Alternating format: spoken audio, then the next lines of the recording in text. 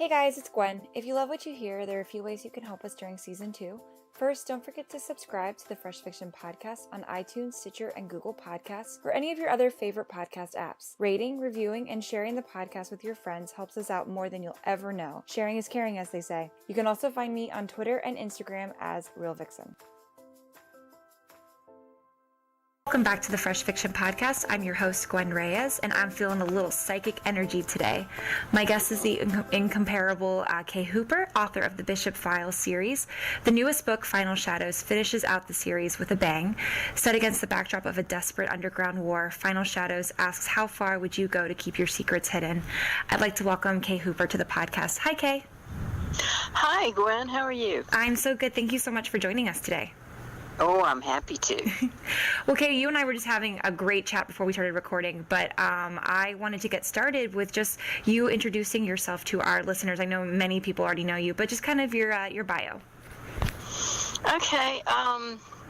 It's sort of disconcerting in a way because the bio, in terms of time, feels like it gets longer every year. Oh, I'm sure. So I have to go back farther and say, well, when I sold my first book at 22, did not have any idea what the odds were against me. If I'd known, I never would have had the courage to try. But I discovered writing in college when I also discovered that I hated business classes, which is what I was taking. And I just, on a dare from a friend, I sat down and, because I was always reading, I sat down and started writing a story, and I was so hooked that I asked my parents to give me a typewriter for Christmas, and they did. Oh, nice. And I started, it was a Kmart special. My mother worked at Kmart at the time, and an electric typewriter, and I started writing, and I was hooked as quickly as that. It's like there were so many stories in my head, it was hard to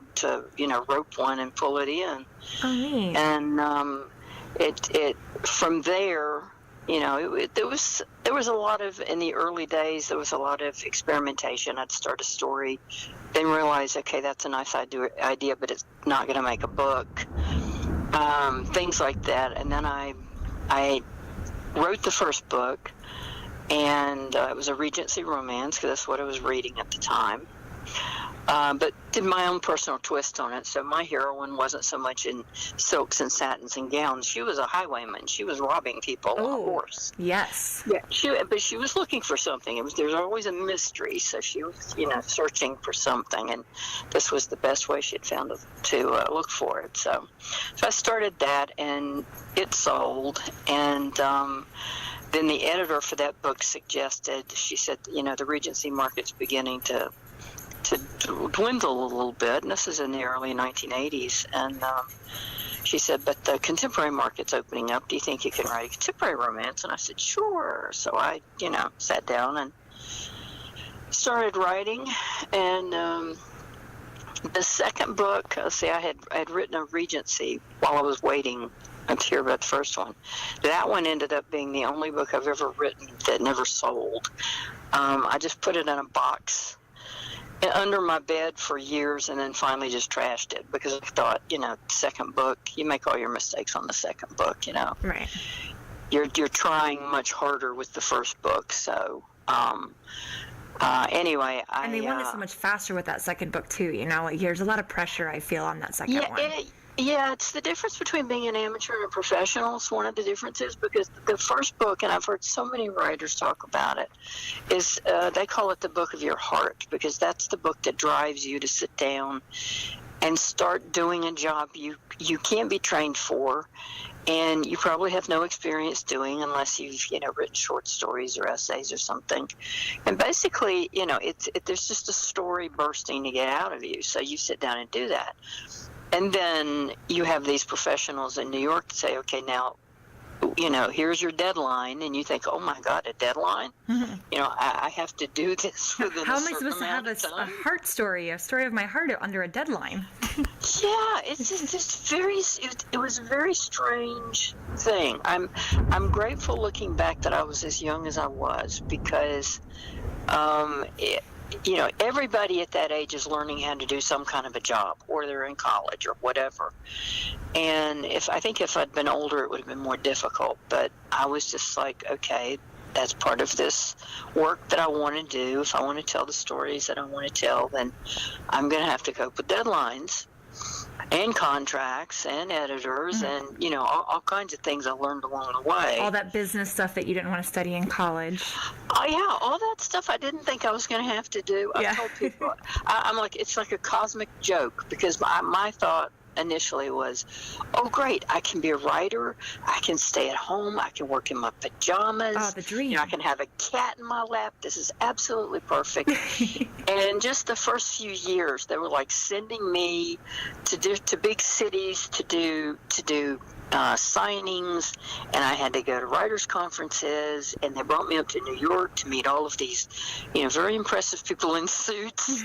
and I'm like, I'm a small town girl. I thought I was just going to be able to, sit at home and write. I just wanted to be in my pajamas, and you're making me put on real pants. Yeah, it's I don't know. I still, when I built this house, I kept in mind that I'd spend the largest part of my waking hours when I was under contract, and I've been lucky enough to be under contract almost constantly this whole time.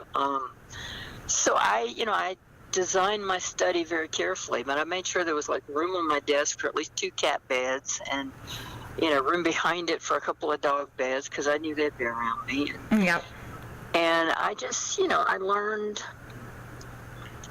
learned the business side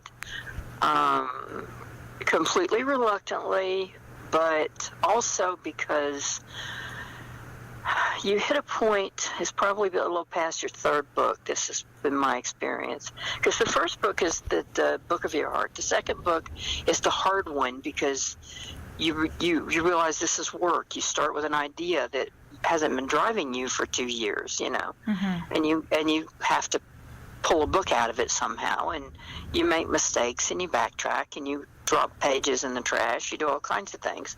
But by the 3rd book, you've understood, at least in my case, in my experience, you understand that you never get finished with the book. You just at some point turn it in. You do the best you can in the time that they've allotted you. And you get better if you're lucky. I got better. I served a great apprenticeship as a romance writer, because they needed a lot of books very quickly. Yeah. Partly because they were publishing them the way they published romances. Magazines. Every month was a new selection of titles. So, I managed to write close to 50 romances. Wow. And that, at one point, I think the top year I did about 8 of them. But, you'd average writing one during a month and take a week or 2 off, and then you'd, start the next one. And I was dependable enough that they would go ahead and slot my books. They would schedule them. So if I was late, everybody was in trouble. Oh, no. So, Did you ever have any late submissions? Oh, sure. I think everybody does at some point or other. There's things that happen in your life, unexpected things.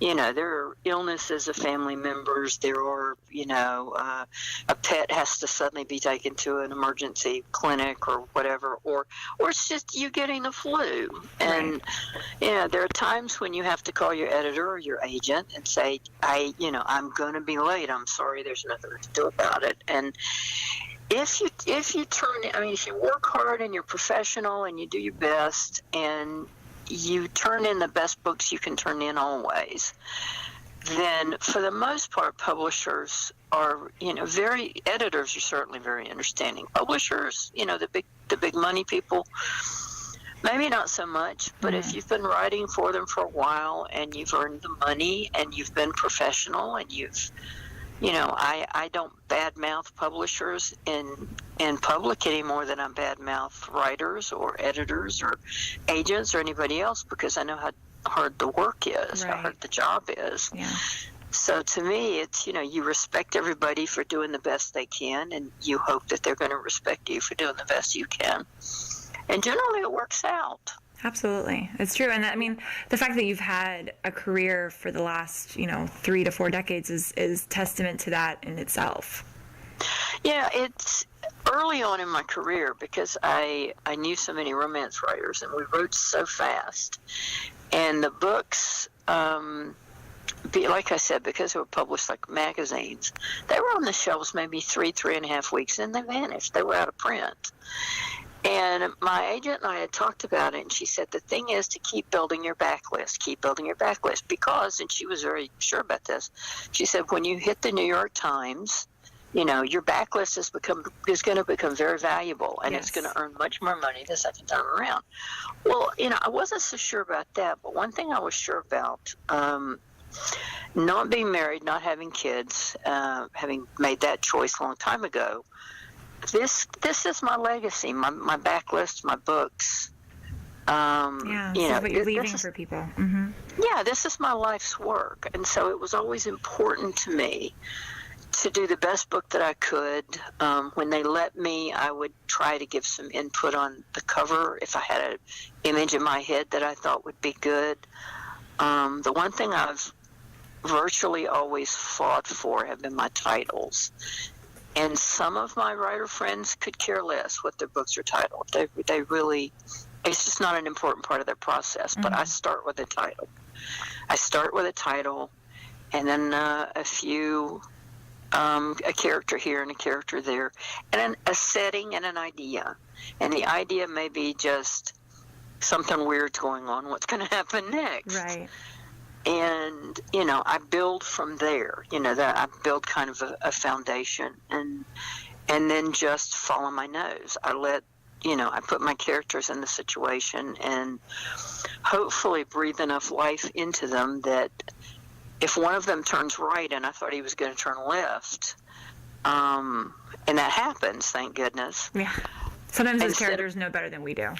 Yeah, and I used to panic. I mean, I would get up and pace and walk the floor and think, why did he say that? Why did he do that? I don't understand that. Now I have learned just to go, how about that? And just keep going. Yeah. Because 2 chapters later, something happened, and I go, oh, that's why he said that. Okay, so I'm convinced my subconscious does part of the writing. Yeah. Well, and so to go from, getting your bearings and learning the craft and learning everything with Regency and then with contemporary, and now to be doing romantic suspense and straight suspense and thrillers, what was that jump? What made, because that's, it seems natural to go from contemporary to suspense, but for you, what was the sort of the natural direction for you? Well, the interesting thing is, again, if you go back to my very first book, it was a Regency romance, but my heroine, dressed all in black, wore a hood, and robbed people on coaches. Mm-hmm. She even robbed a duke. That was, of course, part of the romance. And it was a mystery. She was trying to solve her father's murder. So from that very first book, you have the seeds of all the things that interest me, relationships between people, yes, love stories, mysteries, a strong female character who was strong enough and tough enough to get out there and, not ask for help, not sit back in her pretty little, dresses and say, help me, please. I don't know who killed my father. She went out and figured it out herself. And she had help, of course, but from that first book, with very few exceptions, there were some exceptions in the romance because kind of early on I discovered humor, and I wrote several books where that was more the secondary element than suspense was. I even wrote one that was almost pure slapstick. I reread it not too long ago and started laughing, and I thought, oh my God, I can't believe I wrote that. That's a very funny scene, but it was like pure slapstick. But other than that, a lot of my romances, just the short series romances, had some kind of an element of suspense or mystery. And then as I went on, some elements, especially when I got to what I call the girl books, the romantic suspense books, Amanda After Caroline, Amanda After Caroline, Haunting, Rachel, and Finding Laura, all those in there. They're all girl books. those were the romantic suspense, and they also, of course, had pretty strong suspense elements in them, but at least a couple of them also had very strong paranormal elements, and it was like me following my nose. It's all the things that I've been interested in my whole life, and a story pops up in my head, and sometimes I think this is mostly suspense, and other times I think, okay, this is, this needs something else to make it work. And gradually over time, the suspense is still there, but the paranormal elements really crept in. And with the Bishop series, both the trilogy, which is the Bishop Files, and then the series, which is the Bishop Special Crimes Unit, that's the longest one. That's been going on since 2000. I've been able to have a lot of fun with both those elements. With suspense, with the danger. Sometimes even horror elements kind of creep in, and discovering the paranormal was a strong interest, and that it actually circles back to when I was a teenager, because I spent some years as a teenager and I was just inhaling books on the paranormal. And it was at a particular time, and I'm not going to date it, but it was at a particular time when there were a lot of books, a lot of nonfiction, a lot of work. Duke University was doing studies, a lot of major universities around the world were doing studies on the paranormal. And so there was a lot of stuff to absorb. And all during high school, the quote-unquote nonfiction books that I was reading, it was everything from, Edgar Casey's Psychic Healing to Taylor Caldwell's The Search for the Girl with the Blue Eyes. All of these, just classic paranormal stories about all different areas of the paranormal. I found myself with the Bishop series. And the Bishop Files is just a little bit different, but I found myself with the Bishop series kind of building my own world, and I really enjoyed it because psychic abilities have always fascinated me, because I firmly believe the human mind is capable of almost anything. And that it made sense to me that just like, you could have a Mozart or somebody who seems to like pop out of the womb with this amazing ability, that in some people, some abilities are going to be more developed or advanced or triggered or just, for whatever reason. So I started kind of building a whole world around it. And I grounded it very, very firmly in science. I thought it was... Oh, interesting. Yeah. I thought it was important because my characters are FBI agents. And I thought, okay, the FBI is not known for a sense of humor. It's not known to be frivolous as an organization. And I have great respect for the FBI. I did a lot of research on the organization itself before I decided to go this way. And I thought, okay, if the FBI is going to accept a unit of psychics, everything has to be grounded at least in the possible. Nothing magical.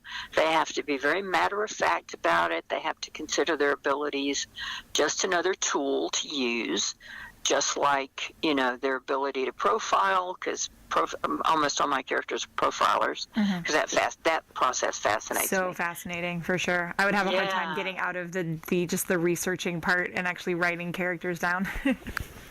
Yeah, it really is, because you can start with, here's this creature, this evil person, so-called person, doing this horrible, horrible thing, and then you have to, as one of my characters said, you have to find the logic in the madness. Right. Because there's logic there. It may not be logic you understand, but you have to be able to understand what they understand about it, and, what drives them and motivates them, and, the whole nature versus nurture thing,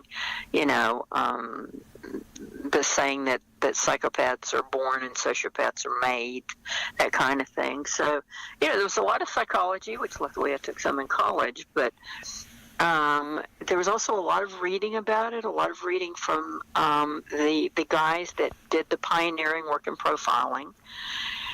And then I realized as I was building my psychic world that all of that reading and as a teenager, which I had just done for my own pleasure and my own interest, had definitely left me with my own firm ideas about things, about, about the limits of psychic abilities. I mean, I'd see these TV shows or something where they'd have a psychic, and it's like the psychic could do anything. And I'm thinking, no, just like I have bad eyes, I have to wear contacts, and reading glasses now, which is adding insult to injury. And so I have to do that, and we only hear a fraction of what so many other animals can hear, and it's like every sense we have is limited. So it made sense to me that psychic abilities would also be limited by the individual, by their experiences, whether they were stronger or weaker in those abilities, whether they had more than one ability. And the fact that you can't push a button and just make it work. That's not what happens. So, as many of my characters have said over the years, sometimes it's really more of a curse than a blessing, because when you need it, it's not necessarily going to be there. And when you don't want it, it may, blindside you. And that can be a bad thing, depending on the situation. So I was, because I had developed my own ideas and my own sense of what made sense. I don't have to use that twice in one sentence. in this world, I was able to do it and come up with specific definitions according to the Special Crimes Unit. How they defined a telepath, how they defined an empath, how they defined a telekinetic person. All of that, plus a character who sees auras. I thought that makes sense because everything that's alive and or electronic or magnetic has a field around it. Right. And it made sense to me that some people could see that. Absolutely. It just, again, like I said, it was one of those things that made sense. So, I've played around with the different abilities. I've played around with what triggers the abilities. If you're born kind of a latent, like you have the germ, you have the seed of that ability in you, but you've never used it, you've never needed it. And if you do, what causes that seed to open?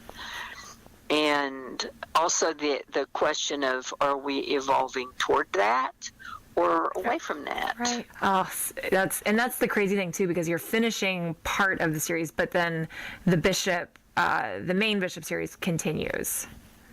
Yes. The Bishop Files Trilogy. I had an idea that had to do with like this grand conspiracy about psychics, and it did not fit within the SCU series. It just didn't, the Bishop SCU series. But the more I thought about it, the more I thought, Bishop could kind of be the bridge, because I had, over the years, I'd made it very clear that he not only is intensely interested in and protective of psychics, but that he keeps track of them. He keeps track of psychics that he's interviewed, hoping to bring into the SCU or into their civilian sister organization, which is called Haven, which is completely private but still does investigative work and still uses psychics that might be a little bit too fragile for the more rigorous jobs as an FBI agent. And because I had that idea and it wouldn't let me go, and I finally approached the publisher and said, I could probably take this series 10 books, but I don't want to. If I can wrap it up in a trilogy, first we get some more information about Bishop that's gonna, I think, surprise some people, especially the final book, Final Shadows. But the other thing is, I wanted to show that people with psychic abilities could be targets, either targets of fear or targets of opportunity. People are either afraid of what they don't understand, or they want to figure out a way to exploit it. And so I had that idea of this grand conspiracy that was going on that, most people had absolutely no awareness of. But Bishop being Bishop, he knew something was going on, and he decided to find out what it was and see if he could help. And in the end, he and Miranda actually did do a lot to help. And it turned out the conspiracy's even bigger than I thought it was going to be, which is always a nice surprise. I sit there smiling, going, "Wow, I didn't know it was going there." Again, our characters are always surprising you. Always surprising me, yeah. And the things that they do and the things that they say. So that's the magical part. That's the part that makes all the hard work really worth it, because it's hard. I mean, it's hard to take a story idea and turn it into a book that's going to entertain other people. You've got to. It's not like you've got an audience in front of you and you can constantly ask, is this funny? Do you like this? Do you like, you write for yourself, and you hope that, your audience sticks with you. And I've been so lucky. I still have members of my audience that started reading me way back in 1981 and have stuck with me all these years and still write to me now that we've got, Facebook. I interact a lot with a lot of my readers on Facebook, and we have email, and I give out my email address, and I say, write if you've got a question or whatever, and they do. And some of them are very funny, and sometimes they just want to say thank you, that they read one of my books because they were sitting beside the bed of an ill relative, and it helped them get through that. And I honestly don't know a better compliment for a writer than for somebody to say, bad things were happening in my life, and you took me away from that for a while. Yeah, that's like the most special relationship that you can possibly have. That's amazing. It really is, and I have been lucky enough to hear that. I've sent many people an email or a text or a Facebook message back saying, "Thank you, I was having a bad day and you made it so much better." So, it goes both ways. Mm-hmm. You were saying before we started recording that you have to refill your tank, your creative tank, and I'm curious what you have to recommend for us that you're watching, reading, and listening to right now. I'll start with listening to, because that's the hardest question. Yeah. I have extremely broad range in what I listen to. I was kind of weaned on country music, but over the years, I like on my iPod, my iPhone right now, I have everybody from the Statler Brothers and Garth Brooks to Lady Gaga, and I think I have some NSYNC on there. Oh, and nice, my favorite. I also have part of one of the musicals from Les Mis, which is my absolutely favorite stage musical. I've seen it several times, and I still cry all the way through it. And love the music, just love the music. And, odds and ends, I can listen, I've done this. I can be watching a show, and there's a background song, and they only give you like half a verse or something, and I will hunt that down. If I like it, I'll hunt it down somehow and find out, where it is, and then I'll go to iTunes and I'll buy it, and I'll put it on my iPod or my iPhone. Just because I love it. I've discovered a lot of, new artists or artists that were unfamiliar to me doing that. So that's kind of an ongoing thing. Mm-hmm. What I'm reading at the moment, I'm actually reading. I can't give you a specific title actually because it's just gone out of my head. But I always get that. I was reading one of the newer books on, or a couple of things. I'm reading a couple of political books, and I'm also reading, because I'm a political junkie, and I'm also reading one of the newer books on profiling and criminology. And I try to keep up with those. I mean, I've read the originals, the guys who, got it all started. But it's interesting now that, there are women that are much more well known, like Tasha Solomon, who does who hosts Deadly Women on Investigation Discovery. Right. And the things she talks about, because she was in it, back in the 70s, and she was in it when there were almost no women in it. And she's fascinated by the human mind the same way I am, so I find her, very interesting to listen to. So it's that, and when I get to the what I'm watching, I will say my go-to channel is Investigation Discovery, because of all the crime and criminology shows, because of Deadly Women, because of Homicide Hunter with Lieutenant Kenda, because of all of these cops and agents and operatives that are telling you what really happened. Yeah. This was the crime. This is how we started. This is how we figured it out. Kenda's especially good with that, and he has a very dry sense of humor, so I like him a lot. But there are a lot of shows on Investigation Discovery, and I watch. That's like that, and MSNBC are like my two go-to channels. When it comes to movies, I love science fiction and fantasy. I absolutely love the Lord of the Rings and the Harry Potter things, and I'm very much into superheroes. Oh, yeah. So the Marvel movies just completely, I love them. I absolutely adore them. I love the idea that there can be heroes, even superheroes. It was the same thing with the X-Men, although what bothered me about the X-Men was a little bit more, it's more like what I think reality would be, that you have these abilities that scare people. Yeah. And so you're mutant, you're other. And of course, we all know we're in a political period right now where other is getting just a lot of hate and, vile stuff spat at them. And I really, really hate that. But the X-Men is kind of it was almost a precursor. It was like, look, this is how people are going to react. Some of them are going to be grateful when you help them, but they're going to be afraid of you because you're not like them.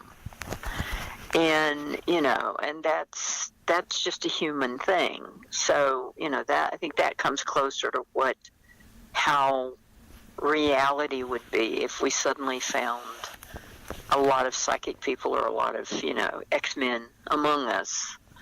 That it would be as much of a problem as anything else. But that's the kind of thing I watch.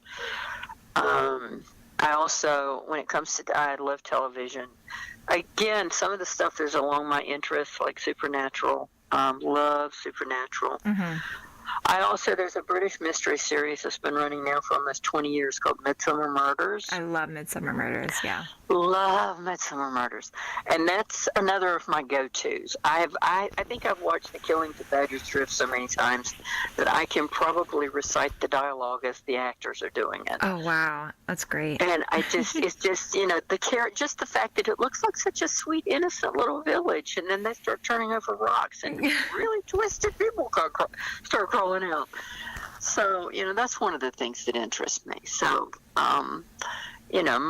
basically murder stuff and science fiction or fantasy stuff, magic stuff. I've been watching The Gifted. I've been watching, just gotten into Madam Secretary, which I really, really like. And I was a West Wing fan. I am an Aaron Sorkin fan from way back. Oh, man, yeah. I think he's like one of the gods of television, just like J. Michael Straczynski, who created Babylon 5. Another one of my absolute favorite shows. Yep. And even though it was done in the mid-'90s, I just finished watching season 4 on DVD because it was time to watch Babylon 5 again, and I had forgotten how much was in that made me think about our current politics. I was like, oh my God. I mean, I didn't notice in the 90s because it wasn't happening, but a lot of the stuff that's happened in that show is happening now, in America, and it's sort of unsettling. Yeah, it's always so shocking when you see art that's older, very holding the mirror up to what the rest of the world looks like right now. You're like, oh, you were a soothsayer, apparently. And if you listen to Straczynski, because I do that, I listen to the producer or the director, the writer. In his case, he was all three. He wrote most of the episodes. And you listen to him talk about while you're watching the episode, because you've seen it, in my case, a dozen times, and you're listening to him explain about why he did this or that, made this choice or that choice. And of all the TV writers, he comes closest to my process, I've discovered, of how he writes and how he puts stories together and why he makes decisions he makes about characters. And he was talking about exploring certain themes because they appealed to him. And as he's talking, I'm looking at that thinking, okay, they recorded this, because I checked, they recorded this in like 2003. And I'm thinking, okay, I wonder how Joe Straczynski feels now, because he's looking around going, oh my God, I anticipated this. I didn't even know it. So I think that who knows, 10, 15 years from now, I may look back and go, wow, I didn't know that I saw that coming. Right. You're like, I'm just creating stories here, and then they become real. Yeah, it's. I honestly don't know. I don't know if there's anything. I started to say paranormal, but that's not even the right word. I think it's just very human to look ahead and to think and to consider a possibility and then sort of examine it from all angles and ask yourself, what does this mean? Why do people keep doing this? Why do we keep repeating bad things, making bad decisions? And also, where do we get our optimism, which is always there somewhere? And it's fun being a writer because I get to explore all of that. There are little pieces of me in all the characters, but the characters get to be people I'm never going to be. And they get to think in ways that, I have to stretch my mind to think because it's not me. And that's part of the fun of it, I think, is being able to be all those different people and do all those things, both amazing things and mundane things, that are outside my own experience. Yeah. And that's the fun and the magic of it, I think. Oh, for sure. Well, and Kay, that's a great place to finish. We're all done. This has been so much fun talking with you. I've enjoyed it too, very much, Gwen. So for our listeners, how can they stay in touch with you and find out more about you? It's very simple. I have a website, which is in the process of being redone. Mm-hmm. But my website address is very simple. It's k@khooper.com. I have 2 Facebook pages. I have a personal Facebook page. And I will warn people, if you go on that page, you're kind of going to get the unvarnished K. Mm-hmm. And I talk about pets, and I do a lot of networking for rescues and shelters and animals in trouble. I also do a lot of political stuff. I don't pull any punches. I don't believe that's fair. Very true. And that's, I think that one is Facebook K. Hooper Bishop, I think is what it's called.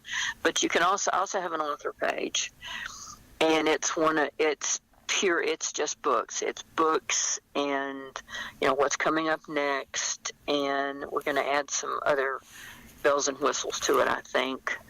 And so if somebody, doesn't want to get into the other stuff, but wants to keep up with the books, then you can find me very easily on Facebook or go to my website or email me. I answer my own email. Sometimes it takes me a while. I'm usually behind.